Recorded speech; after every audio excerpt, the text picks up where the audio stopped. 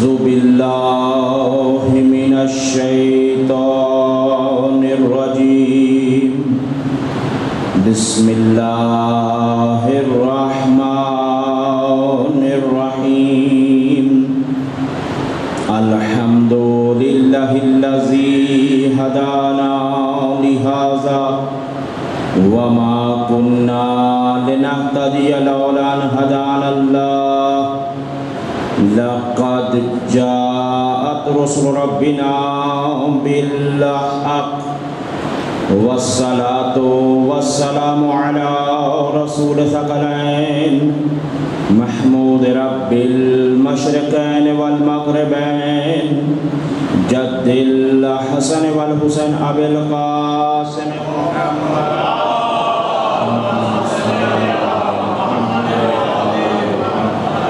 وعطرته الطيبين الطاهرين المعصومين لا سيما الإمام المبين والكافر الحسين وغياث المضطر المستقيم حجة الله على المخلوقين ووارث الأنبياء والمرسلين المنتظر المهدي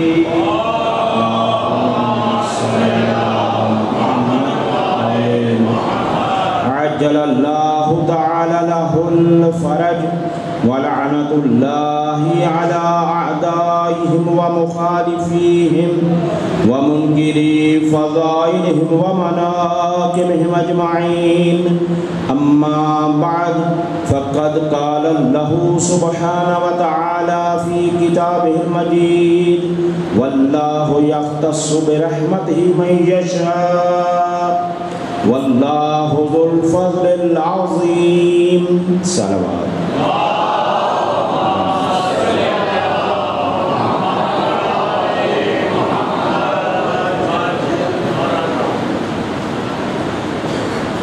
خداوند متعال سے دعا گو ہے پروردگار عالم آپ سب آزاداران مظلوم کربلا کی آزاداری کو اپنی بارگاہ میں قبول فرمائے۔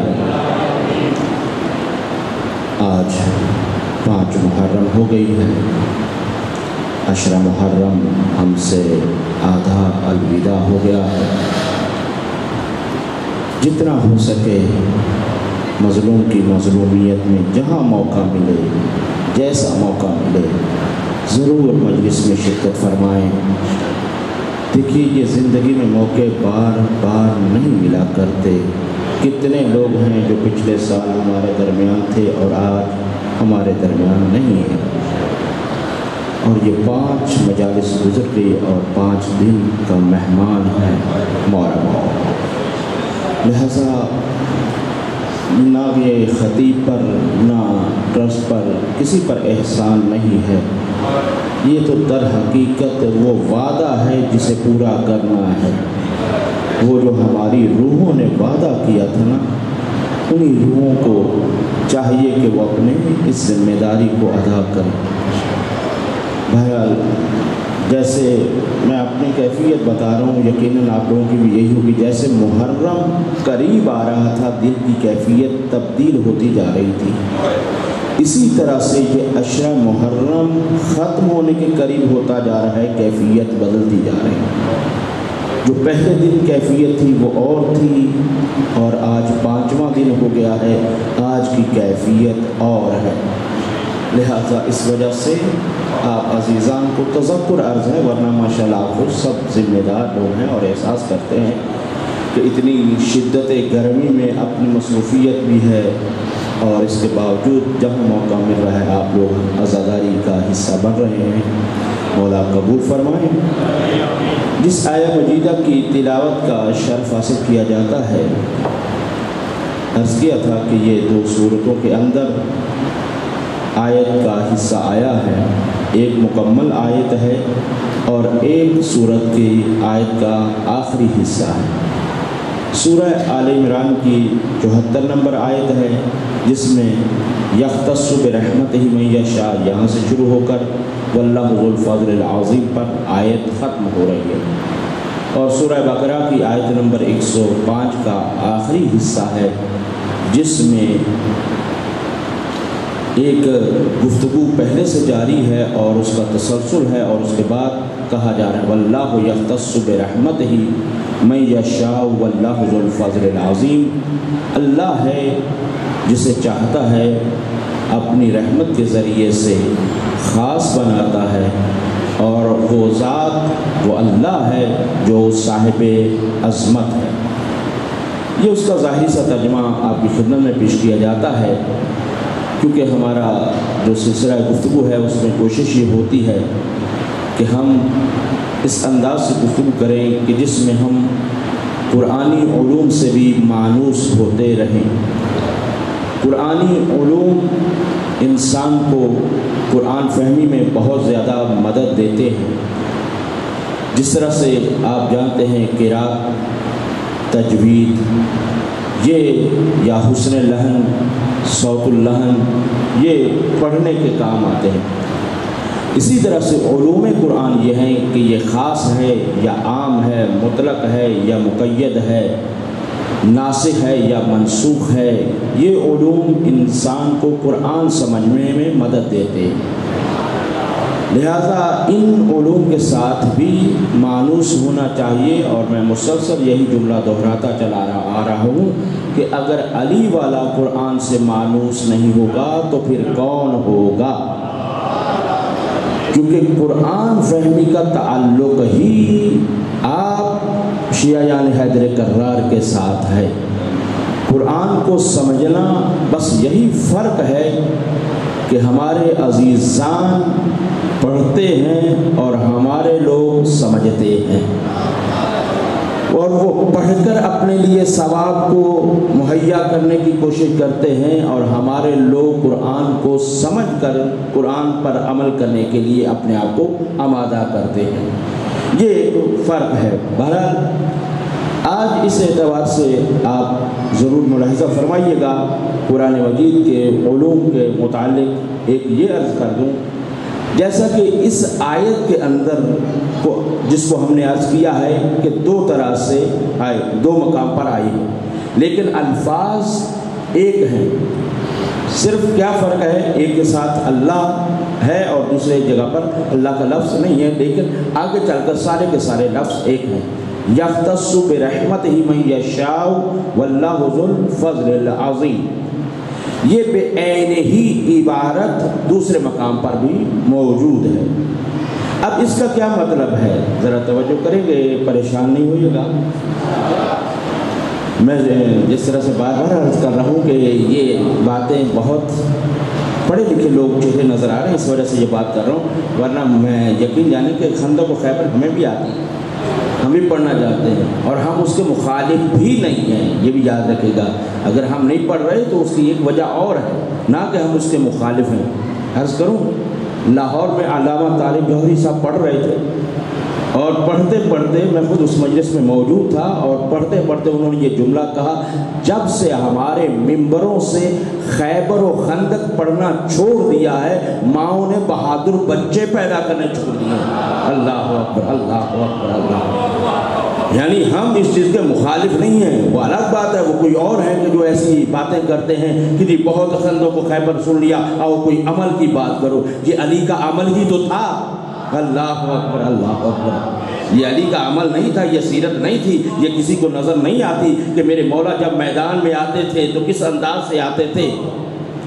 چلے آگے بات تو پھر تھوڑی سی کنجوسی نہ کروں، لیکن بات اتنی سی ہے، میرے مولا جب میدان میں جاتے تھے تو کس انداز سے جاتے تھے۔ سب سے پہلے جب میدان میں جاتے تھے تو آنے والے کو یہ دعوت دیتے تھے کہ کلمہ پڑھ لے۔ یعنی آپ دیکھیے گا میرے مولا کا طریقہ کار کیا تھا، اس لیے کہتے ہیں کہ اس سیرت کو پڑھیں، بار بار پڑھیں، خندق و خیبر کو پڑھیں، پتہ تو چلے کہ ڈٹ کے لڑا کون؟ اللہ۔ اور صحیح بخاری کے مطابق وہاں سے تشریف لے گیا کون؟ سلامت رہیے، بس یہی کہہ سکتے ہیں پسے پردہ، ہم تو انہی کی زبان بول رہے ہیں، اپنی تو بول ہی نہیں، سلامت رہیے۔ تو بس یہ ہے کہ یہ توجہ آپ نے فرما لی۔ میرے مولا کیا کہتے تھے جب میدان میں جاتے تو سامنے والے کو کہتے کہ بھی آپ کو دعوت اسلام دیتا ہوں، کلمہ پڑھ لیجیے۔ وہ کہتا کہ کلمہ پڑھنا ہوتا تو میں میدان میں کیوں آتا؟ تو پھر میرے مولا پلٹ کر کیا فرماتے؟ کہا اچھا چلے کلمہ نہیں پڑھتے ہیں تو واپس چلا جا. کہتا ہے اگر واپس چلا جاؤں گا تو یہاں پر خیبر کی جو خواتین ہیں وہ مجھے تانا دیں گی کہ تم اتنے بہادر ہو کر میدان چھوڑ کر آ گئے. آپ مزاج کفر تو پہچانیے، یعنی مزاج کفر میں بھی میدان چھوڑنا غیرت کی بات نہیں ہے. تو اب آپ نے دوسری منزل پر آپ نے میرے مولا کی سیرت کو دیکھ لیا، کیوں اس کو بیان نہیں کیا جاتا؟ بہرحال تو اس کے بعد میرے مولا جب یہ کہتے، آنے والا پھر کہتا کہ میں اگر واپس جاؤں گا تو مجھے تانا ملے گا، میدان چھوڑ کر آ گئے. تو پھر اس کے بعد میرے مولا حکم دیتے کہ اچھا اگر تو دعوت اسلام قبول نہیں کرتا، اگر تو واپس نہیں جاتا تو پھر دیکھیے گا. اچھا یہ میرے مولا جو تلوار چلاتے تھے نا، خوشی سے نہیں چلاتے تھے. یہ عرض کروں، یہ تلوار چلانا میرے مولا کی مجبوری تھی، میرے مولا کی مجبوری تھی. شوق سے تلوار نہیں چلاتے تھے، کیونکہ وہ اسلام پھیلانے آئے تھے، سمیٹنے نہیں آئے تھے. توجہ فرمائیں، اسلام پھیلانے آئے تھے تو تلوار کے ذریعے سے اسلام نہیں پھیلتا بلکہ کردار کے ذریعے سے پھیلتا. تو اسی وجہ سے میرے مولا پہلے تلوار نہیں چلاتے تھے بلکہ کہتے تھے اے آنے والے پہلا وار تو کر. اللہ اکبر. اب یہ ہے کہ 3 سٹیپ گزر گئے، اسلام کی دعوت، پھر واپس چلا جا، نہیں تو پہلا وار تو کر.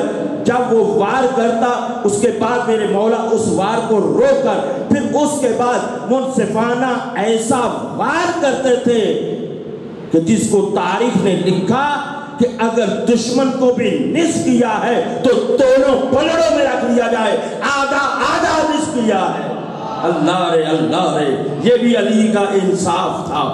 تو یہ ہے کہ میرے مولا تلوار کو اس انداز میں بہت ہی مجبوری سے چلاتے تھے. تو خیر بہرحال واپس پلٹ کر آئیں کہ یہ چیزیں اس چیز کے ہم مخالف نہیں ہیں، یہ خندق و خیبر ضرور پڑھا جائے، لیکن مجھ جیسے بندہ ناچیز طالب علموں کی ذمہ داری تھوڑی سی اس سے زیادہ آ جاتی ہے تاکہ ہم ان چیزوں کو پہنچائیں. یہ ہے کہ علوم قرآن، یہی آپ کی خدمت میں عرض کر رہا ہوں، علوم قرآن میں یہ ہے کہ بعض جگہوں پر جیسے ہمیں نظر آتا ہے کہ یہ آیات تکرار ہوئی ہیں، یعنی ریپیٹ جسے کہتے ہیں ہوئی ہیں، تو کیا یہ واقعاً ایسا ہی ہے؟ کیا قرآن کے اندر تکرار ہے، یعنی ایک چیز کا بار بار آنا ہے یا نہیں ہے؟ یہ علوم قرآن کے ساتھ تعلق رکھتی ہے بات. تو علماء مفسرین یہ ارشاد فرماتے ہیں کہ قرآن کے اندر خصوصاً میں جیسے کل بھی عرض کیا ہوں کہ علامہ محمد حسین طباطبائی صاحب تفسیر المیزان، کیونکہ وہ عظیم ترین مفسر ہیں، فلاسفر بھی ہیں، اور اس کے علاوہ بھی قرآن پر ان کو صحیح بہترین طریقے سے تسلط ہے، لہذا ان کی تحقیق یہ ہے کہ پورے قرآن میں تکرار نہیں ہے. یعنی اللہ اکبر، آپ محسوس کریں گے کہیں پر بھی تکرار نہیں ہے، لیکن وہ جو آیات ہمیں نظر آتی ہے کہ وہی آیت پہلے ہے، وہی آیت جا کر کسی دوسری صورت میں بھی نظر آتی ہے، تو اس کی کیا وجہ ہے؟ حتیٰ کہ یہ خود بسم اللہ پر بات کر لیتے ہیں، اس سے زیادہ اہم ہے، واضح ہے. تو بہرحال وہ کہتے ہیں کہ یہ تکرار نہیں ہے بلکہ ہر جگہ پر آیت اگر اسی الفاظ کے ساتھ آ رہی ہے تو وہ اپنے جدید معنی کے ساتھ آ رہی ہے، اپنے نئے معانی کے ساتھ آ رہی ہے. اب اسی طرح سے سورہ الحمد سے لے کر جو آخری تک جو قرآن مجید کی صورتیں ہیں، ایک صورت کے علاوہ بسم اللہ پورے قرآن میں ہر صورت کے شروع میں آیا ہے.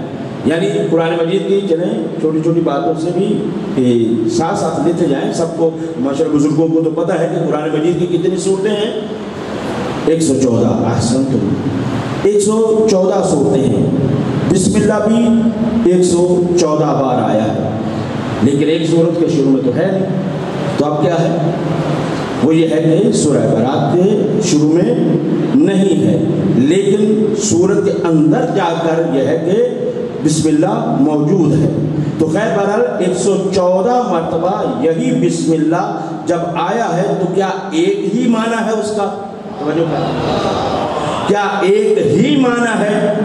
تو اس کے بارے میں ہمارے مفسرین یہ فرماتے ہیں کہ ایک معنی نہیں ہے، بلکہ ہر سورت کے شروع میں جب بسم اللہ آ رہا ہے تو وہ اپنے خاص معانی کے ساتھ آ رہا ہے، اس کے بعد آنے والی سورت کے ساتھ ملا کر معنی آ رہا ہے۔ ورنہ یہ ہے کہ عام طور پر لکھا تو یہی جاتا ہے بسم اللہ الرحمن الرحیم، شروع اللہ کے نام سے جو رحمان اور رحیم ہے، مثلا عام طور پر یہی معنی کیا جاتا ہے۔ لیکن یہ ہے کہ قرآن کے اندر کوئی بھی تکرار نہیں ہوا ہے، ہر مقام پر بسم اللہ کا بھی اپنا معنی ہے، اور آیت اگر کسی دوسرے مقام پر وہی نظر آ رہی ہے تو اس کا بھی اپنا خاص معنی ہے۔ یہی ہے کہ ہمارے ہاں ان چیزوں کو ذرا سمجھنے کی بھی ضرورت ہے کہ ابن عباس یہ کہتے ہیں کہ نماز عشاء کے بعد میں مولا کی خدمت میں حاضر ہوا۔ دیکھیے مفسر قرآن ہیں عبداللہ ابن عباس، وہ یہ کہتے ہیں کہ میں مولا کی خدمت میں حاضر ہوا، اور یہ ہے کہ میں نے تفسیر جاننا چاہی تو مولا نے تفسیر کو بیان کرنا شروع کیا۔ کہتے ہیں کہ دیکھیے آج کا زمانہ نہیں، اس زمانے کو ذرا ذہن میں رکھیے گا کہ عشاء کی نماز ہوئی اور اس کے بعد یہاں تو ہمارے ہاں تو اب عشاء بھی 12 بجے کے بعد ہونے لگی، کیونکہ لوگوں کی حالت یہ ہوتی ہے کہ آپ پڑھتے ہیں 12 بج جاتے ہیں بعد، اس کے بعد جا کر عشاء کا وقت ہوتا ہے۔ تو خیر یہ تو وہ ہیں جو پڑھتے ہیں، جو پڑھتے ہی نہیں وہ تو بالکل ہی ان کا صبح و شام ایک ہی ہے۔ تو اب یہ ہے کہ مولا کے سامنے بیٹھا، مولا نے تفسیر کرنا شروع کی۔ اب مولا نے جب تفسیر کرنا شروع کی تو یوں سمجھ لیجئے کہ جب ہم جیسے طالب علم پڑھتے ہیں تو آپ لوگ کتنے محظوظ ہوتے ہیں۔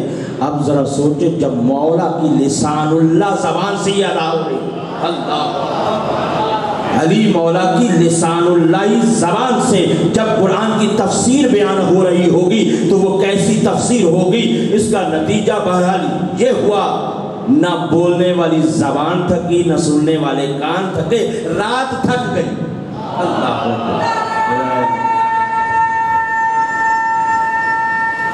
حیدری یا علی، رات تھک گئی، نہ سننے والے کان، ظاہر علی بول رہے ہیں نا، تو کون تھکے گا بھائی؟ تو یہ ہے کہ نہ سننے والے کان تھکے، نہ بولنے والی زبان تھکی۔ جب صبح کا وقت ہونے کے قریب ہوا تو اس کے بعد میرے مولا نے خلاصے کے طور پر بیان کیا کہ مجھ علی کے پاس، یہ بھی صرف ان کو سمجھانے کے لیے، ورنہ ہمارے مولا علی کا علم محدود نہیں ہے، لیکن فرمایا کہ اے ابن عباس یاد رکھو میں علی اگر اس کی تفسیر کرنے بیٹھ جاؤں تو 70 اونٹوں کا پار ہو جائے گا، اتنا علم بیان کیا جائے گا۔ یعنی صرف بسم اللہ کی تفسیر کرنے میں اتنا زیادہ بیان ہوگا کہ 70 اونٹوں کا پار ہو جائے۔ تو اب آپ نے سمجھا کہ کیسے ہو سکتا تھا ممکن؟ یہ ذرا سمجھو، میں اپنی دلیل دے رہا ہوں کہ جو کہا گیا ہے کہ ہر جگہ پر بسم اللہ کا اپنا معنی ہے، گویا کہ معنی مولا ہر صورت کے ساتھ متصل بسم اللہ کا معنی کر رہے تھے۔ یعنی ہر صورت میں کہ شروع میں جو بسم اللہ جہاں جہاں بھی آ رہی تھی میرے مولا اس کا معنی بیان کر رہے تھے، تبھی تو اتنا زیادہ علم ہوتا جا رہا تھا۔ تو بہرحال یہ ہے کہ اب آئیے ذرا آگے بڑھتے ہیں۔ قرآن مجید کی 114 سورتیں، موجودہ ترتیب کے مطابق سب سے پہلا سورہ کون سا؟ سورہ الحمدللہ، ٹھیک ہے؟ تھوڑا تھوڑا ساتھ بولتے رہیں گے تو واضح رہے گا، ٹھیک ہے؟ وہ یہ ہے کہ پہلا سورہ الحمد، اس کے بعد دوسرا سورہ بقرہ۔ احسن، ماشاءاللہ، میں سمجھ رہا ہوں کہ انشاءاللہ تعالیٰ آپ ذوق رکھتے ہیں تو پھر میں آگے بولتا رہوں گا۔ دوسرا سورہ بقرہ ہے۔ عرض کیا تھا کہ بقرہ کا معنی عام طور پر گائے کر دیتے ہیں، یہ گائے اس کا معنی نہیں ہے، یہ جو آخر میں تا ہے، بقرہ کے آخر میں تائے تانیث نہیں ہے کہ کہا جائے کہ اس سے مؤنث مراد ہے، بلکہ تائے وحدت مراد ہے کہ ایک بکر وہ گائے بھی ہو سکتی ہے اور بیل بھی ہو سکتا ہے، بہرحال یہ اس کا لغوی معنی کر رہا ہوں۔ اب یہ ہے کہ اس سورت کی ابتدا کہاں سے ہوتی ہے؟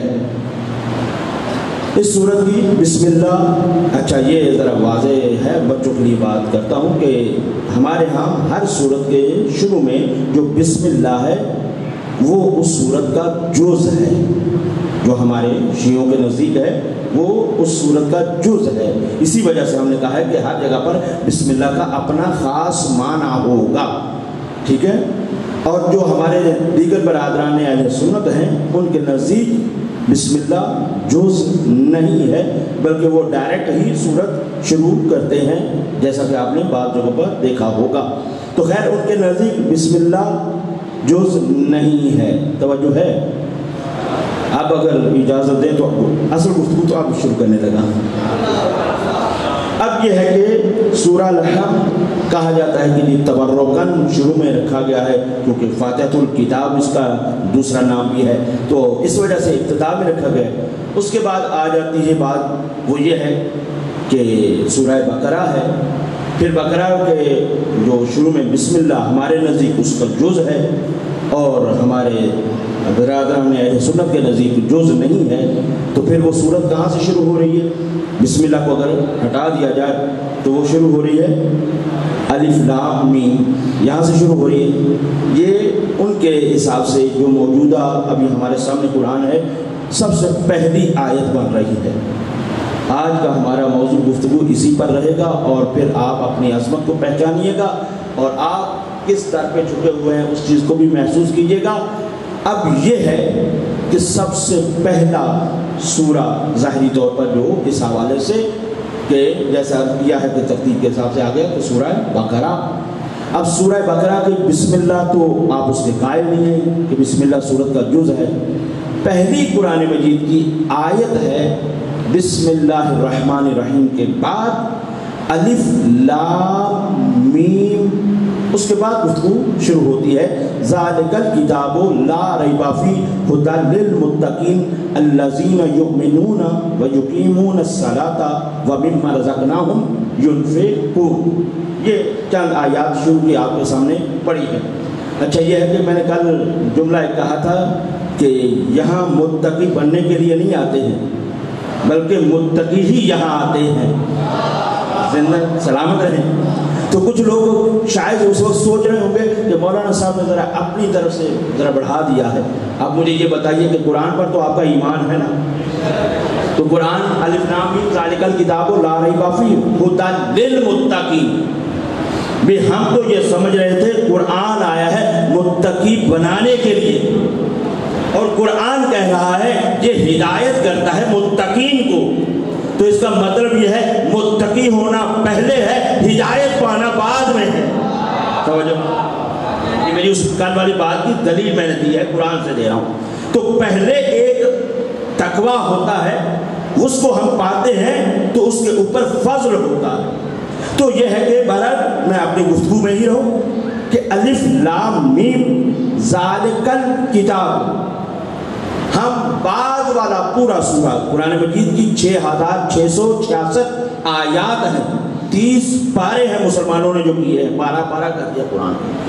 پارا پارا قرآن نازل نہیں ہوا، یہ بھی قرآن کا ایک مظلومیت ہے. خیر بہرحال یہ ہے کہ آپ اس اعتبار سے دیکھیں گے کہ سب سے پہلی آیت ہے، اور اس کے اوپر توجہ رہے سب سے پہلے کہ یہ قرآن دین اسلام کی کس طرح سے یہ عزاداری حفاظت کر رہی ہے، اس کی عظمت کو پہچانے.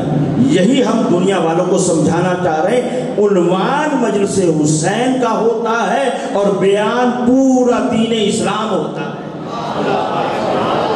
پورا دین اسلام اسی میں بیان ہوتا ہے. آنے والا خطیب پہلے خطبہ پڑھتا ہے، خدا کی توحید کا اعلان کرتا ہے، اس کے بعد درود و سلام بھیجتا ہے، اس کے بعد آیت کو سرنامہ کلام قرار دیتا ہے، پھر کوشش یہ کرتا ہے کہ قرآن کے اوپر گفتگو کی جائے.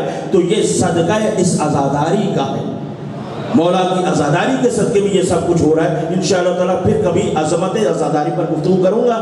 الحمدللہ ہم نے کراچی میں صاحب الزمان امام برگاہ آپ لوگ جانتے ہوں گے، گلستان جوہر میں ہے، نیٹ پر یہ خبصہ ہمارا موجود ہے.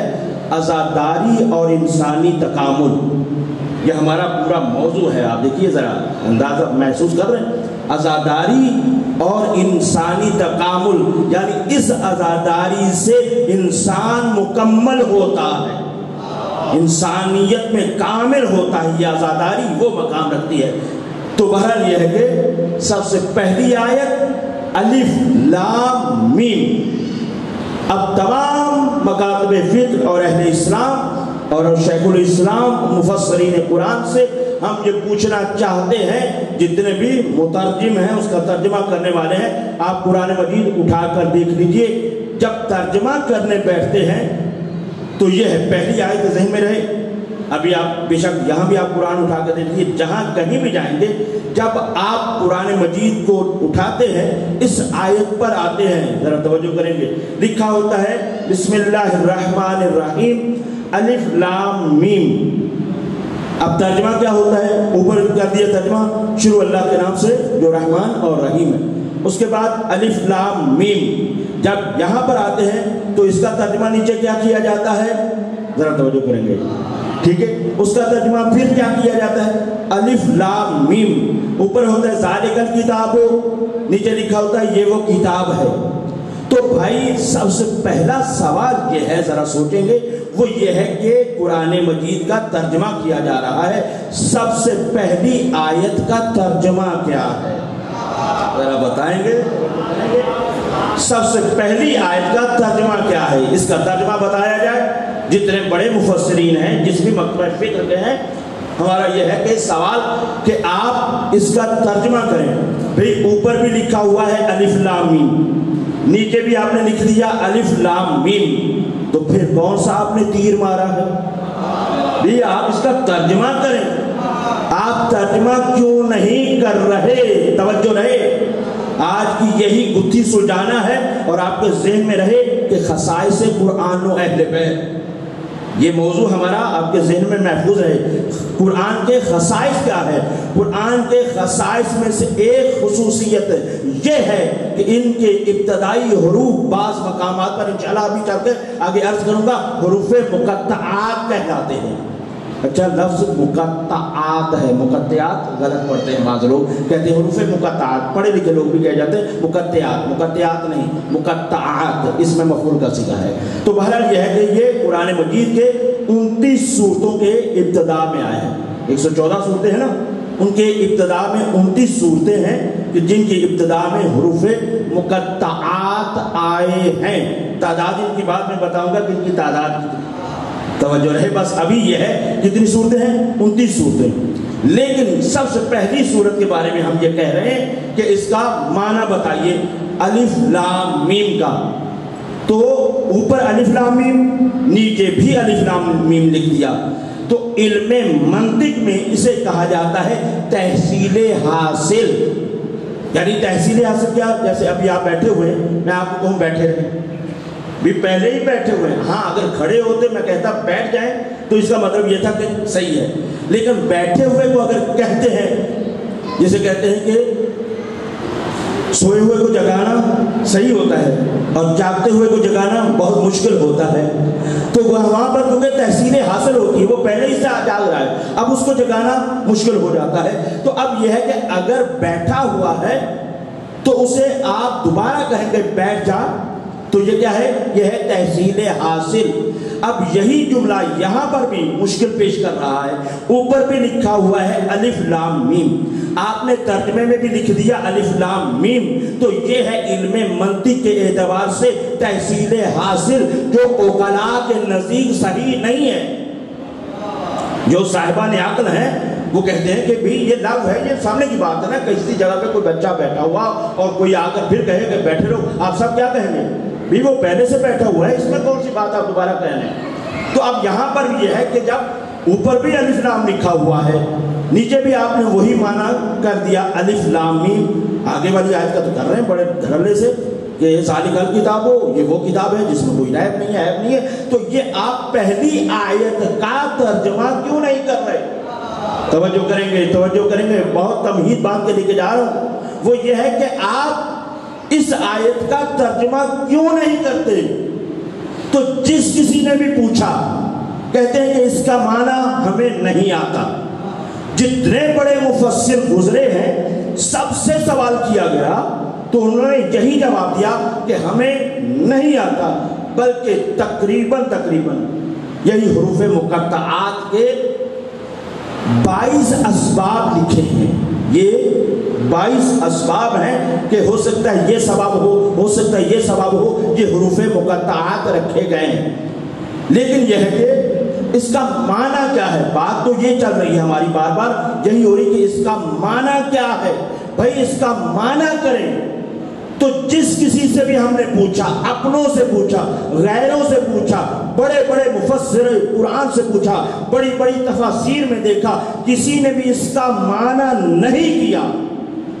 توجہ کر لیں میں خاص مقام پر لے آیا ہوں۔ اب دیکھیے گا خصائص قرآن و احباز میں میرا وہ موضوع ہے اپنی جگہ پر، وہ یہ ہے کہ ہم نے جب پوچھا تو کسی نے بھی اس کا معنی بھائیوں نہیں کیا۔ ہم پوچھنا چاہتے ہیں اس کا معنی بتاؤ، کہتے ہیں اس کا معنی ہمیں نہیں معلوم، تو پھر سوچ کر ہمیں بتاؤ کیوں اس چیز کا اقرار نہیں کرتے کہ اس آیت کا معنی پردہ غیبت میں ہے؟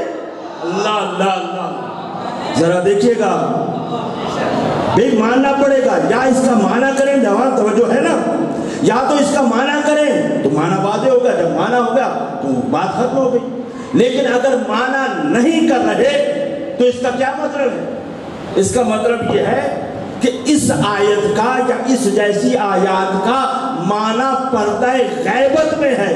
تو آپ مجھے سوچ کر بتائیں، جب اگر قرآن کا آیت یا قرآن کی آیت یا قرآن کا فرد اگر پردہ غیبت میں چلا جائے تو تم اس پر ایمان رکھتے ہو، اور اگر اہل بیت کا کوئی فرد، اللہ سلامت رہیں، اگر کوئی اہل بیت کا، قرآن سے استدلال کرو بھائی اگر قرآن کا معنی پردہ غیبت میں، یا تو کریں، یہ میرا چیلنج ہے، آج 5 ہے، 10 تک ہوں نا میں جی، تو انشاءاللہ تو 10 تک میں ہوں، پھر بھی یہ ہے پاکستان ہے، نیٹ کی دنیا ہے، جب کبھی بھی اس کا معنی مل جائے مجھے ضرور بھیجیے گا۔ تو جب تک آپ یہ ہے کہ اس کا معنی پردہ غیبت میں ہے، تو اب یہ ہے کہ ذرا سوچو کہ اگر یہ کہتے ہوں، کو ایک اور جواب مسئلہ ان کے سامنے رکھنا چاہ رہا ہوں کہ یہ کہتے ہیں کہ جی ہمیں معنی نہیں آتا۔ اچھا چلو، اگر تمہیں معنی نہیں آتا تو پھر ایسا ہے کہ قرآن مجید میں ایسی شے کہ جس کا معنی نہیں آتا اس کو ہٹا دیا جائے، نعوذ باللہ، ٹھیک ہے، نعوذ باللہ میں کہہ رہا ہوں کہ بھی اس کو ہٹا دیا جائے، جب معنی ہی نہیں آتا، آپ کسی کو کوئی تحریر بھیجیں لکھ کر اور اسے پڑھنا ہی نہ آئے، اس کا مطلب ہی سمجھ میں نہ آئے، تو بھیجنے والا بھی لغو عمل کر رہا ہے، اور جس کو بھیجا جا رہا ہے اس کے لیے بھی لغو ہو جاتا ہے۔ تو نعوذ باللہ، اگر آپ یہ پھر توجہ کریں گے، آپ اس کو یا تو ہٹا دیجئے، بھی معنی نہیں آ رہا تو ہٹا دیجئے، تو کہتے ہیں بھئی یہ بھی ہماری مجبوری، ہم ہٹا بھی نہیں سکتے۔ اللہ اکبر، ذرا غور کریں گے، یہ ہے کہ اس کو ہٹا بھی نہیں سکتے، بھئی کیوں؟ جب معنی نہیں آتا تو پھر کیا ہٹانے؟ کہا جی نہیں، قرآن ہے، اس پر ایمان رکھنا واجب ہے، اگر اس کو نکال دیں گے تو ایمان سے خارج ہو جائے۔ توجہ کر رہے ہیں؟ تو میں ان سے یہ پوچھنا چاہتا ہوں کہ اگر اس کا معنی نہیں جانتے ہیں تو پھر اس کے ہونے کا فائدہ کیا ہے؟ بھئی اس کے ہونے کا پھر فائدہ کیا ہے؟ کہتے ہیں فائدہ ہمیں معلوم نہیں ہے، لیکن یہ ہے قرآن اور اس پر ایمان ہونا ضروری ہے۔ تو بس یہی بات تو تمہیں سمجھانا چاہتا ہوں اے عزیزان محترم، جب تم یہ کہتے ہو کہ اگر وقت کا امام ہے تو اس کے ہونے کا فائدہ کیا ہے، پہلے اس کے ہونے کا فائدہ بتا۔ اللہ اکبر، تو اس کا کیا جواب دیتے ہو؟ اس کا جواب یہ دیتے ہو کہ فائدہ تو ہے لیکن ہمیں معلوم نہیں، تو یہی عقیدہ وقت ایمان کے بارے میں کیوں نہیں رکھتا؟ وقت ایمان اللہم صلی علی محمد وآل محمد، سلامت رہیے۔ یہ ہے، اچھا میں عرض کروں گا انشاءاللہ تعالیٰ، دیکھیں ہمیں بہت ساری چیزوں میں الجھایا ہوا ہے۔ قرآن مجید کی 300 سے زیادہ آیات، کتنی؟ 300 سے زیادہ آیات ہیں، بلکہ بعض نے تو 360 تک لکھا ہے۔ 360 آیات ہیں جو وجود امام زمانہ کے اوپر دلالت کرتی ہیں۔ جن کے ذریعے سے وجود امام زمانہ ثابت ہوتا ہے، اس کا حقیقی معنی ہمیں بتاتا ہے کہ وقت کا امام کوئی ہے۔ اور 300 سے زیادہ لوگ تو تلاش کرتے ہیں کہ آپ ایک آیت بتائیے، 2 آیت بتائیے۔ میں نے کل عرض کیا تو انشاءاللہ تعالیٰ 1-2 دن کے اندر میں اس آیت پر بھی آؤں گا کہ جو آپ اور ہم لوگ بچپن سے سنتے چلے آ رہے ہیں، کس طرح سے آگے بڑھ کر امام کے وجود پر وہ دلالت کرتی ہے۔ تو اب یہ ہے کہ ہم یہی سوال کر رہے ہیں کہ اگر یہ آپ معنی نہیں جانتے تو اس کو ہٹا دیجئے، تو ہٹا بھی نہیں رہے، اور اگر معنی پوچھے تو معنی بھی نہیں۔ تو اب اس کا مطلب یہ ہے کہ معنی پردہ غیبت میں ہے اور اس کا فائدہ ہمیں معلوم نہیں ہے، بالآخر اس کا فائدہ ہے، ورنہ اللہ قرآن میں نازل نہ کرتا۔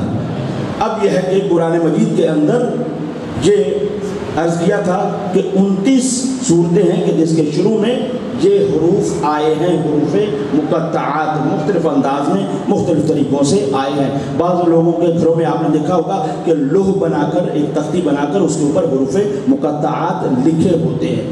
اب یہ ہے کہ یہ حروف مقطعات کی تعداد کیا ہے، ذرا پہلے آپ اسی کے اوپر غور کر لیجیے گا۔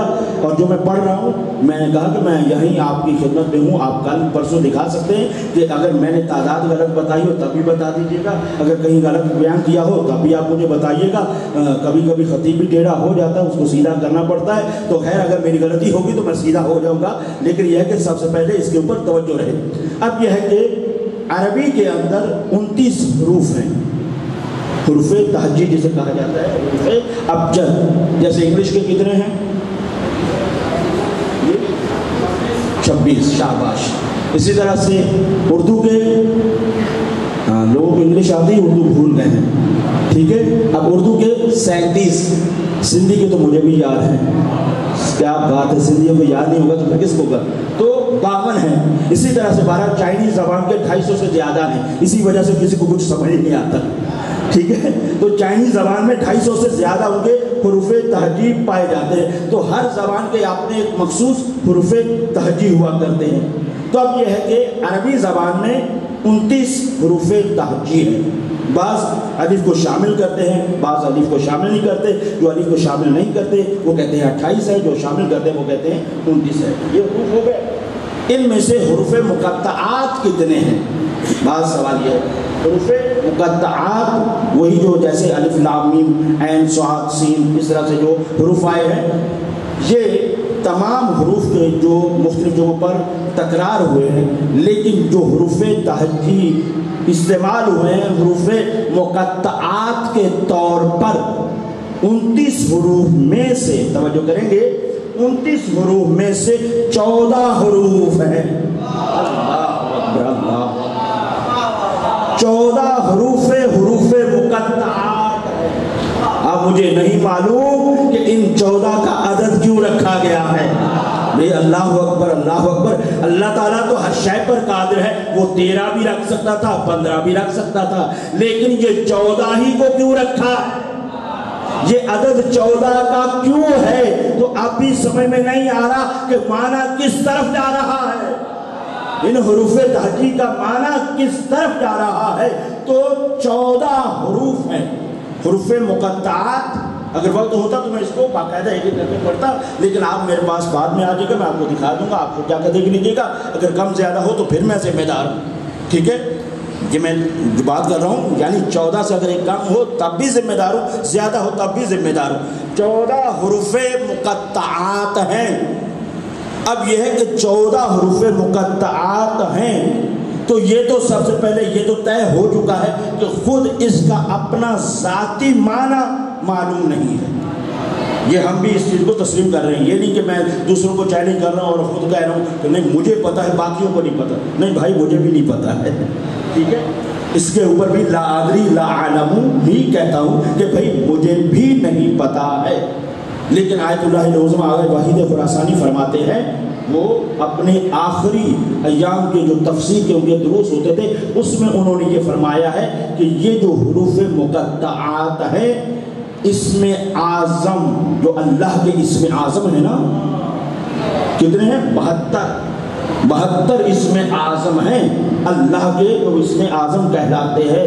ان میں سے آصف ابن برقیہ کے پاس ایک تھا، اللہ اکبر، آصف ابن برقیہ کے پاس ایک اسم اعظم تھا جس کا اثر دنیا نے یہ دیکھا کہ قرآن نے اس چیز کو بیان کیا ہے کہ 3000 کلومیٹر سے تخت بلقیس کو لا کر حضرت سلیمان پیغمبر کے قدموں میں ڈال دیا۔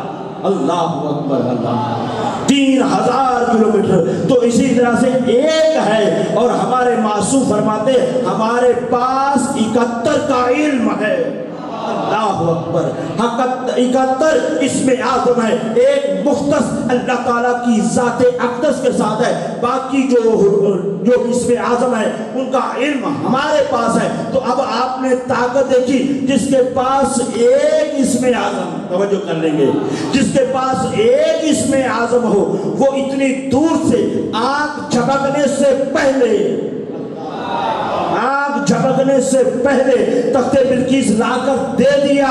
تو جس کے پاس 71 ہو، اگر وہ ڈوبا ہوا سورج واپس پلٹا دے تو اس میں شک نہ کرنا۔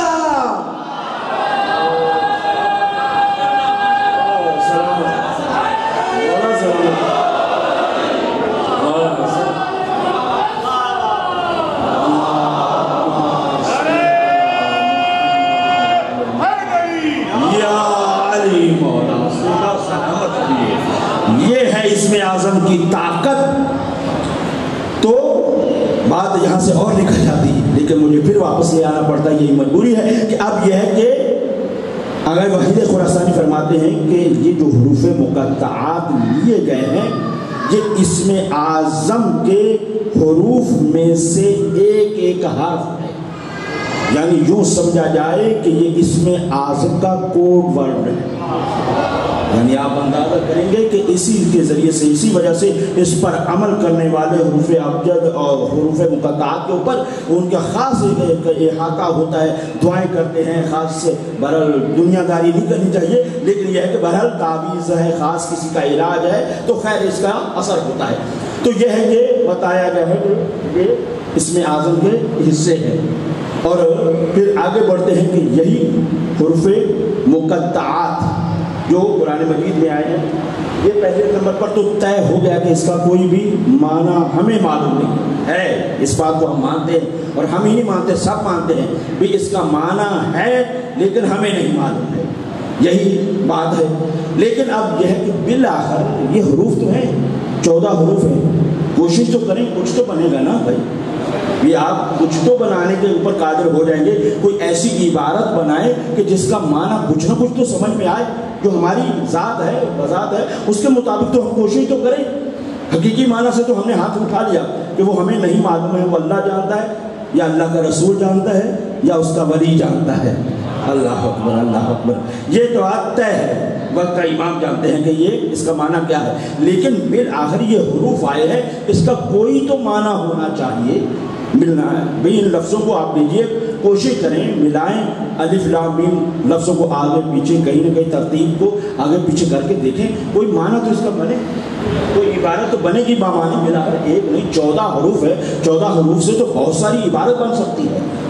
یہ آپ دیکھیں نا کہ 14 حروف کی بہت ساری عبارت بن سکتی ہے، تو کوئی تو اس کا معنی ہوگا نا، ایسا تو نہیں ہے کہ بالکل اس کا معنی ہی نہ بنے، کوئی عبارت نہ بنے۔ اب پھر جاتے ہیں مفسرین کے پاس بھی، آپ تو ماشاءاللہ قرآن مجید کے مفسر ہیں، آپ کے پاس ہوگا، آپ نے تفسیر کبیر لکھی ہے بھی، روح المعانی جیسی، ٹھیک ہے، فخر رازی نے لکھ لی، اسی طرح سے یہ ہے کہ سیوطی، جلال الدین سیوطی نے لکھ لی، تو یہ اتنی بڑی بڑی تفاسیر آپ نے لکھی ہے، بھئی آپ بیٹھے کچھ نہ کچھ اس کا معنی بنائیں، کیونکہ آج بھی جتنے بھی لوگ ہوتے ہیں ترقی یافتہ، وہ خالی ہاتھ نہیں بیٹھتے، وہ کچھ نہ کچھ کرتے رہتے ہیں، کچھ نہ کچھ بناتے رہتے۔ آپ ان کا کوئی معنی عبارت تو بنا کر دیں، بھی اتنا تو کوشش کر سکتے ہیں نا۔ تو سب نے اس کے بارے میں پھر تفاسیر کا جو ہم نے مطالعہ کیا ہے، کئی تفاسیر کا مطالعہ کرنے کے بعد نچوڑ جو ہمیں ملا ہے وہ آپ کی خدمت میں پیش کر رہا ہوں کہ تقریباً 18 جملے بنائے گئے ہیں۔ کتنے؟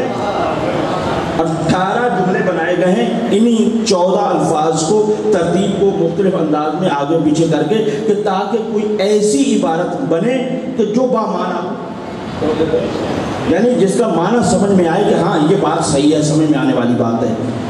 مثلا ایسی بات، مثلا سادہ سی بات یوں ہے تو آپ مجھے نہیں پتا، بلا تشبیہ لے لیجیے گا۔ مثلا میں کہوں کہ یہ مائک ہے، لاہور میں مینار پاکستان ہے، یہ کیا ربط ہے؟ آپ کہیں گے مولانا یہ مائک ہے لاہور میں پاکستان ہے، یہ تو کوئی ربط نہیں۔ کوئی ربط جس کا ایک دوسرے کے ساتھ کوئی تعلق ہو تب جا کر وہ معنی بامعنی سمجھی جائے گی۔ تو اب یہ ہے کہ 18 جملے بنائے ہیں، توجہ فرما رہے ہیں، بس میں بہت قریب ہو رہا ہوں گفتگو کو اختتام کرنے کے۔ اب یہ ہے کہ 18 جملے بنائے گئے، لیکن ان جملوں میں سے ہر ایک، اچھا یہ جملے تحریر بھی ہیں، بعض ان میں سے جملے تفاسیر کے اندر آئے ہیں، لیکن جب انہوں نے جملہ بنایا اور بنانے کے بعد جب پڑھا تو پڑھنے کا نتیجہ یہ ہوا کہ یہ بھی صحیح نہیں ہے، یہ بھی صحیح نہیں ہے، یہ بھی نہیں۔ تو اب یہ ہے کہ خود لکھتے گئے، خود کاٹتے چلے گئے کہ یہ بھی معنی صحیح نہیں بن رہا۔ تو اب یہ ہے کہ ان 18 میں سے فقط ایک جملہ ایسا بنا، اللہ اکبر اللہ اکبر۔ نتیجہ دینے جا رہا ہوں خصائص قرآن و اہل بیت، یعنی پہلے آپ نے حروف مقطعات کے خصائص دیکھ لیے۔ خصائص یہ ہیں کہ یہ ایسے حروف صرف اسی کتاب میں استعمال ہوئے، دنیا کی کسی کتاب میں اس طرح کی گفتگو نہیں ہوئی ہے۔ آپ چاہے وہ کتب آسمانی ہو یا اس کے علاوہ دنیا کے اندر کبھی بھی کوئی شخص اپنی کتاب میں ایسی عبارت نہیں لکھتا جو قاری کو سمجھ میں نہ آئے۔ اگر وہ لکھے گا تو اس کو لفظ سمجھا جاتا ہے، برا سمجھا جاتا ہے۔ یہ رموزیں صرف قرآن کے ہیں، تو یہ خصائص قرآن میں سے ہے۔ اب یہ ہے کہ 18 جملے بنائے گئے، لیکن ان 18 جملوں میں سے ایک جملہ ایسا بنا ہے جس کا معنی بالکل واضح اور روشن ہے، صرف ایک جملہ۔ جب سارے جملوں کو ہٹا دیا گیا، کوئی بھی صحیح بامعنی جملہ نہ بن سکا، فقط ایک ہی جملہ بنا۔ وہ جملہ کون سا ہے؟ جملہ سماعت کریں اور مجھے دعا دے دینا، اور جنہوں نے اس کے اوپر محنت کی ہے ان کی قبروں کے اوپر اللہ تعالیٰ اپنا نور نازل کرے۔ جنہوں نے قرآن کے گوہر نکال کر ہم تک پہنچائے ہیں، اور میں آج منبر سے بیان کر رہا ہوں، عزیزان محترم، انہوں نے لکھا ایک ہی جملہ ہے جو صحیح بامعنی اور اپنا مطلب واضح رکھتا ہے، اور وہ جملہ یہ ہے صراط علی۔ پہلا جملہ ہی صراط علی حق نمسکہ، علی کا راستہ حق ہے، اللہ اللہ، علی کا راستہ حق ہے، نمسکہ، ہم اس سے تمسک کرتے ہیں۔ تو اب عزیزوں سمجھ میں آیا کہ جو بات کسی نتیجے تک نہ پہنچی، لیکن جب اس کو ڈھونڈنے نکلے اس نے لا کر علی کے دروازے پہ کھڑا کر دیا۔ سلامت رہے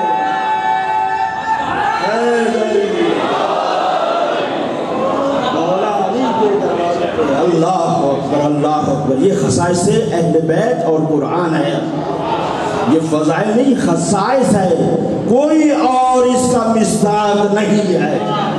خاصہ کا مطلب یہی تھا نا، میں وہی پڑھ رہا ہوں، ورنہ بہت ساری چیزیں ہیں جو فضائل کہلاتی ہیں، یہ خصائص ہے۔ خصائص میں یہ کہ قرآن کی طرح حروف مقطعات کسی کتاب میں نہیں ہے، اور ان مقطعات کے مصداق سوائے اہل بیت کے اور کوئی نہیں ہے۔ یہ ہے خصائص قرآن و اہل بیت رحمہ السلام۔ بہرحال یہی ہے کہ قرآن لا کر ہمیں اہل بیت کے در پہ کھڑا کر دیتا ہے۔ اسی وجہ سے میں نے کل بھی عرض کیا تھا، روایت کے جملے ہیں، الامام یہدی الی القرآن والقرآن یہدی الی الامام، یعنی قرآن کی طرف امام ہدایت کرتا ہے اور امام کی طرف قرآن ہدایت کرتا ہے۔ اب یہ ہے کہ آپ اس چیز سے متوجہ ہوئے، اور میں بار بار یہ کہتا ہوں کہ ہماری مجلس میں آپ دیکھ رہے ہیں کہ مولا وقت امام کا ذکر ضرور آتا ہے، اور استدلال ہم کرتے چلے آ رہے ہیں ان کے وجود کے اوپر۔ انشاءاللہ تعالیٰ کبھی زندگی میں آپ نے 15 شعبان کا خمسہ پڑھوایا تو پھر انشاءاللہ تعالیٰ موضوع ہی مولا کا یہی ہے کہ ہم انشاءاللہ تعالیٰ قرآنی استدلال وقت امام سے کس طرح سے کرتے ہیں، اور کتنا وجود ہے عظیم، بہت پوری کائنات کا نظام صرف ان کے سانسوں کی دھڑکن کی وجہ سے چل رہا ہے، ان کے سانسوں کی دھڑکن کی وجہ سے پوری کائنات کا نظام چل رہا ہے عزیزوں۔ ٹھیک ہے. اب یہ ہے کہ اس کے بعد آتا ہے الف لام میم ذالک. اتنا کافی ہے میرے خیال میں انشاءاللہ تعالی. الف لام میم ذالک الکتاب لا ریب فیہ، یہ وہ کتاب ہے کہ جس میں کوئی ریب نہیں ہے. ٹھیک ہے. ھدی للمتقین الذین یؤمنون بالغیب، یا پھر بالغیب کا تذکرہ لا کر یہی بتایا جا رہا ہے کہ کوئی غیب ہے جس کے اوپر ایمان لانا ضروری ہے. یعنی غیب کوئی ہے جس کے اوپر ایمان لانا ضروری ہے، اور وہ ایمان لانے میں کون ہے؟ الذین یؤمنون بالغیب ویقیمون الصلاۃ، وہ نماز کو قائم کرتے ہیں. ومما رزقناہم ينفقون، اور جو ہم نے انہیں رزق دیا ہے وہ اللہ کی راہ میں انفاق کرتے ہیں، اللہ کی راہ پر خرچ کرتے ہیں. لہذا یہ ہے کہ انفاق کرنے والے ہیں، ایمان بھی لاتے ہیں، ایمان بھی رکھتے ہیں، نماز کو قائم کرتے ہیں، اور پھر یہ ہے کہ اللہ کی راہ میں خرچ کرتے ہیں. اور اللہ کی راہ وہ ہے کہ جہاں سے اللہ کی راہ واضح اور روشن سمجھ میں آئے، اسی اللہ کے راستے میں سے سبیل لگانا، مولا کی نظر و نیاز کرنا. اس کے علاوہ جو ضروریات عزاداری ہیں اس کو انجام دینا، یہ وَمِمَّا رَزَقْنَاهُمْ يُنْفِقُونَ کے مصادیق میں سے ہے. میں اگر اجازت دیں تو ایک روایت آپ کی خدمت میں پیش کرنا چاہتا ہوں، کیونکہ محرم ہے تو آپ ذرا اس روایت کو سن کر جب آپ مولا کی راہ پر خرچ کریں گے تو آپ کو لطف آئے گا، آپ کو یقیناً لطف آئے گا کہ اس کا اجر کیا ہے، اس کا ثواب کیا ہے. تو اب یہ ہے کہ پوری بہر روایت دورانی ہے، میں پوری نہیں پڑھتا ورنہ اس کی تشریح کرنی زیادہ پڑ جائے گی. میں انہیں الفاظ پر آ رہا ہوں. آخر میں ہے الا ومن انفق درہما، ذرا جو عربی دان ہے وہ بھی توجہ کریں گے. کیا ہے کہ ومن انفق درہما علی اعزائہ وزیارتہ، توجہ کریں، جو بھی انفاق کرے مولا حسین علیہ السلام کی عزاداری پر اور ان کی زیارت پر. روایت کے جملے میں سامنے آپ کو حوالہ سب چیز رکھتا ہوں. تو یہ ہے کہ جو عزاداری پر اور زیارت پر انفاق کرے. اب ہوگا کیا؟ توجہ، یہ بہت اہم ہے. خصوصاً آپ اس سے پہلے ماشاءاللہ مولا کے راہ پر خرچ کرتے ہیں، آپ بھی کر رہے ہوں گے، لیکن اب اس کے بعد ذرا دیکھیے گا اس کا نتیجہ کیا ہے. فرمایا اس کا نتیجہ ضرور پڑھ دیں.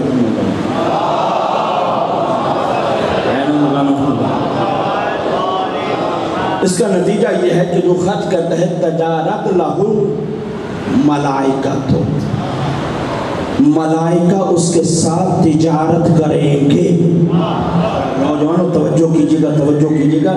تجارت لہ الملائکہ، تو ملائکہ اس کے ساتھ تجارت کریں گے الی یوم القیامہ، قیامت کے دن اس کے ساتھ تجارت ہوگی. آج دنیا چاہتی ہے نا کہ میں تجارت ایسے کے ساتھ کروں جس کی فائل خراب نہ ہو، جہاں پیسہ ڈوبے نہیں، جو ہمارے ساتھ فراڈ نہ کرے. بھئی تجارت ہو رہی ہے ملائکہ کے ساتھ، اور ملائکہ معصوم ہے، آپ کی کوئی شے ضائع ہونے والی نہیں ہے. اب اس کے بعد جو فرمایا ہے کہ جو یہ کریں گے قیامت کے دن ان کے ساتھ تجارت کریں گے ملائکہ فیما ینفقہ، جو انہوں نے انفاق کیا ہوگا، یعنی جو انہوں نے مولا حسین کے راستے میں خرچ کیا ہوگا. اللہ تعالیٰ ان کے ساتھ فرشتوں کے ذریعے سے تجارت کروائے گا. اور اس کے بعد جو ہے وَيُؤْتِيهِ بِكُلِّ، یہاں پہ توجہ کریں گے. آپ نے دنیا کے بڑے بڑے بینک دیکھے ہیں جو کہتے ہیں کہ ہم بہت زیادہ پروفٹ دینے والے ہیں. ذرا یہ بھی پروفٹ دیکھیے گا. وہ یہ ہے کہ اس کے بعد فرمایا وَيُؤْتِيهِ، عطا کرے گا پروردگار بِكُلِّ دِرْهَمٍ 70 حسنہ، ایک درہم کے بدلے میں 70 حسنہ. اللہ، یعنی ایک درہم کے بدلے میں 70 نیکیاں، یعنی 1 روپے کا بدلہ 70 نیکیوں میں ملے گا. اور کیا یہی ہے؟ بھی اگر یہی ہوتا تو اب بھی بڑی بات ہے، لیکن صرف اتنا ہی نہیں بلکہ اس کے بعد یہ ہے وَبَنَى اللَّهُ لَهُ قَصْرًا فِي الْجَنَّةِ، اور اللہ تعالیٰ اس کے لیے جنت میں گھر نہیں محل بنائے گا. اللہ اللہ اللہ. محل بنائے گا۔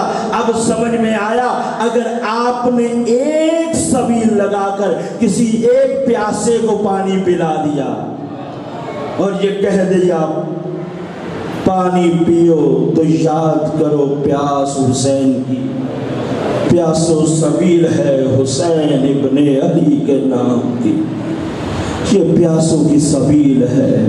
یہ میں نے مختصر اجر بیان کیا ہے، اس سے بہت زیادہ روایات موجود ہے جو اس کے اجر کو ثواب کو بیان کرتی ہیں۔ اس کی وجہ یہ ہے کہ میرے مولا نے جب اپنا بھرا گھر دین پر لٹا دیا تو اب اللہ تعالیٰ کتنا عظیم اجر دینے والا ہے کوئی اندازہ نہیں کر سکتا۔ لیکن ہاں عزادارو، آج مجھے ان کا ذکر کرنا ہے۔ اب جانتے ہیں 5 محرم آگی نا، ابھی پڑھ کر مرثیہ گئے ہیں، مشہور ہے نا، آپ جانتے ہیں 5 کو ان شہزادوں کا مصائب پڑھا جاتا ہے جن پر ان کی ماں نے بھی گریہ نہیں کیا ہے، جن کے اوپر ان کی ماں نے بھی ماتم نہیں کیا ہے۔ اگر سمجھ گئے ہیں تو رونے کے لیے صرف اتنا ہی عزادارو جملہ کافی ہے۔ مولا نے آج آپ کو چنا ہے اور آپ اپنی آوازوں کو ضرور رہا کیجئے گا، اس وجہ سے کہ شہزادی آپ سے راضی ہو جائے، جس نے اکبر کا ماتم کیا، جس نے قاسم کا ماتم کیا، لیکن اول محمد کا ماتم نہ کر سکی۔ اجرکم علی اللہ، اجرکم علی اللہ۔ آزادارو، یہ کس کے پوتے ہیں، کس کے نواسے ہیں؟ نواسے علی مرتضیٰ کے ہیں، پوتے ہیں جعفر طیار کے۔ اتنی عظیم ہستیوں کا یہ خون ہے۔ ہاں آزادارو، اس کے بعد روایات میں یہ ملتا ہے کہ آیا یہ مدینے سے ساتھ چلے تھے یا مکہ میں ساتھ ملے یا کسی اور مقام پر ساتھ ملے، لیکن جب حضرت عبداللہ نے ساتھ کیا ہے نا بی بی زینب کے، اور یہ کہہ کر ساتھ کیا ہے کہ اے بی بی، میں نے تیرے نانا سے سنا ہے کہ جب کسی پر کوئی مشکل وقت آ جائے تو صدقہ دے دیا جائے تو بلائیں ٹل جاتی ہے، مصیبتیں ٹل جاتی ہے، اس کو قربان کر دینا۔ بی بی کے 5 بچے تھے، بی بی کے 5 بچے، ایک کا نام علی ہے، ایک کا نام اون اکبر ہے، ایک کا نام محمد ہے اور ایک کا نام عباس ہے، اور بیٹی کا نام ام کلثوم ہے۔ یہ 5 بی بی زینب سلام اللہ علیہ کے بچے ہیں، لیکن ان میں سے 2 کا تذکرہ بطور خاص کیا جاتا ہے، وہ یہی ہے کہ ان شہزادوں کو ساتھ کر دیا گیا۔ بس آزادارو، جس طرح سے 7 محرم آئی، جیسے باقی پیاسے اسی طرح سے یہ بھی پیاسے، جیسے باقی بھوکے یہ بھی بھوکے ہیں۔ بس روز عاشور ہوئی، روز عاشور میں اصحاب امام حسین ایک ایک کر کے شہید ہوتے گئے۔ اس کے بعد یہ شہزادے بار بار آتے ہیں۔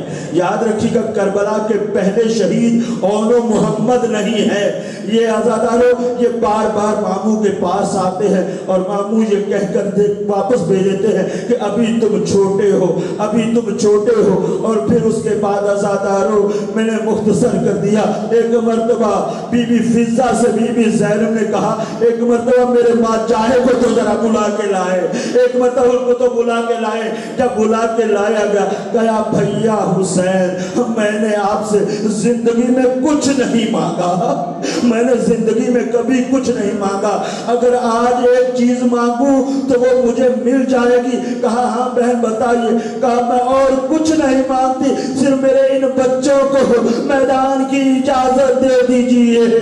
مولا نے پہلے بھی پھر پلٹ کر کہا کہ ہو سکتا ہے عبداللہ کی اجازت نہ ہو، یہ کہنا تھا۔ بی بی نے کہا ارے یہ انہوں نے ہی تو بھیجے ہیں، یہ انہوں نے ہی تو بھیجے ہیں۔ بس آزادارو، اب اس منظر کو میں کیسے کھینچوں؟ اب اس کے بعد میری ماں، میری بہنوں اور بزرگوں، اب نفسیاتی مسائل شروع ہو رہا ہے۔ نفسیات ہر انسان کے اندر موجود ہوتے ہیں، فطرت ہر انسان کے اندر موجود ہوتی ہے۔ اب اس کے بعد ان چھوٹے چھوٹے شہزادوں کو سوار کیا ہے میرے مولا نے، ایک کو ایک گھوڑے پر سوار کیا، دوسرے کو دوسرے گھوڑے پر سوار کیا، دونوں نے جنگ کرنا شروع کی۔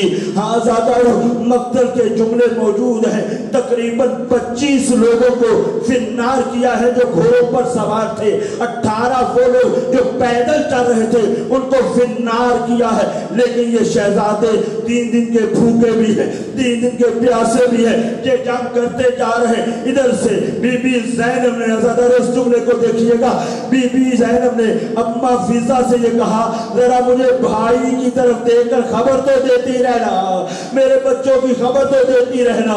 بس آزادہ یہ بچے آئے ہیں مقتل میں، خوب جنگ کرتے جا رہے ہیں کیونکہ علی کے نواسے ہیں، جعفر طیار کے پوتے ہیں، خوب جنگ کی لیکن کتنا لڑتے، آخر بھوکے بھی ہیں، آخر پیاسے بھی ہیں۔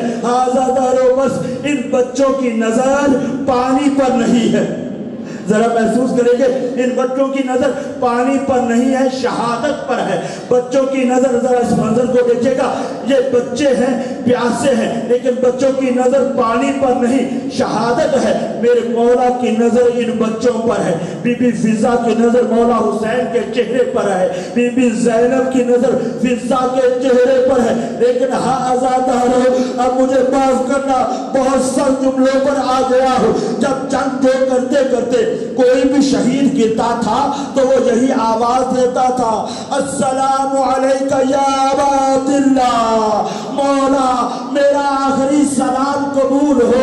لیکن آزادہ میں نے ایک کتاب میں پڑھا ہے جہاں پر لکھا ہوا تھا جب بڑا، آزادہ سن لینا، جب بڑا مقتل میں گرا ہے تو باقی شہیدوں کی طرح آواز دے کر کہا ماموں میں گر گیا، ماموں میں گر گیا۔ لیکن آزادہ سنو گے جب چھوٹا گرا تو بچپن کی فطرت کے مطابق کہا اماں میں گر گیا، اماں میں گر گیا۔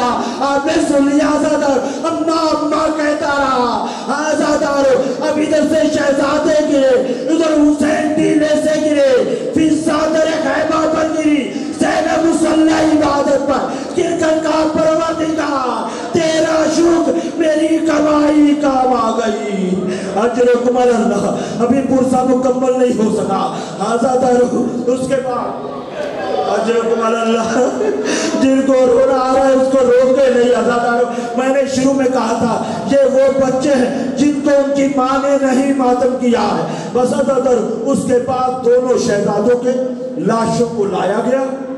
میں ذرا رک کر یہاں اس بات کو بچوں کو سمجھانا چاہتا ہوں۔ خیمہ لگا ہوا تھا، جب بھی کسی بھی شہید کا لاش آتا تھا لا کر اس خیمے میں رکھ دیا جاتا تھا اور اس شہید کی ماں کو یا بہن کو یا بیوہ کو بتایا جاتا تھا آپ کے شہید کی لاش آئی ہے، جا کر ماتم کر لے۔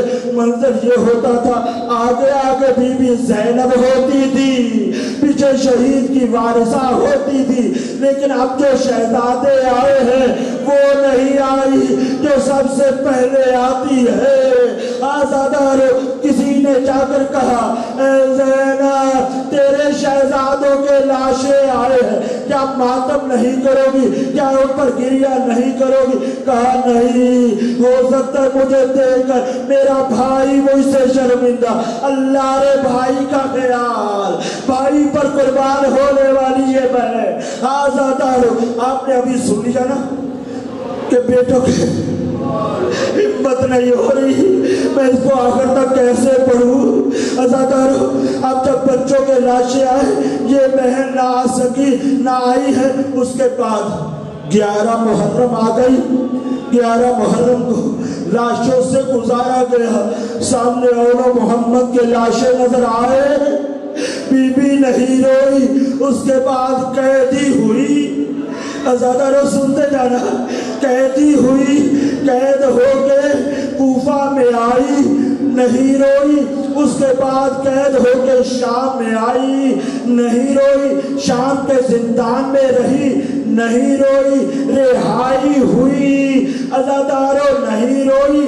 ایک ایک کر کے شہیدوں کے سر آنے لگے، ایک ایک کر کے شہیدوں کے سر آنے لگے۔ جب یونو محمد کے سر آئے، جب کسی نے پڑھ کر ان سروں کو نہ لیا، شام کی ایک عورت نے کہا کیا ان کی ماں مر گئی ہے؟ اللہ اللہ، کیا ان کی ماں مر گئی ہے؟ لیکن کہیں سے آواز آئی، ارے نہیں، یہ دکھیاری زندہ ہے، لیکن ابھی اکبر کا ماتم کرے گی، ابھی بھیا حسین کا ماتم کرے گی۔ تاریخ دیکھ رہی تھی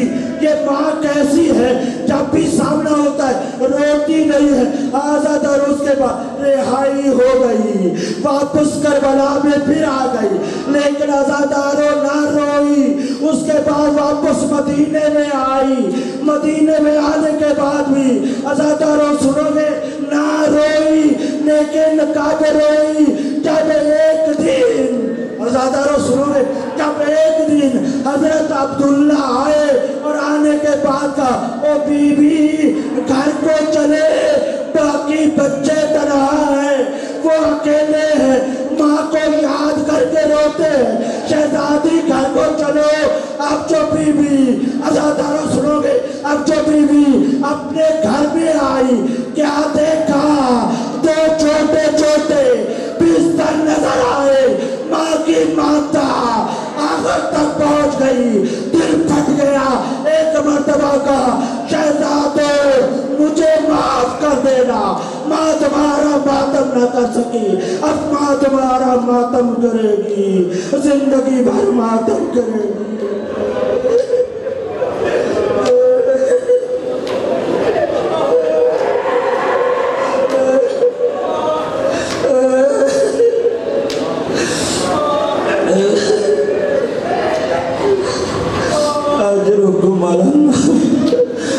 يعلم الذين ظلموا أيام ينقلبون ألا لعنة الله على قوم الظالمين۔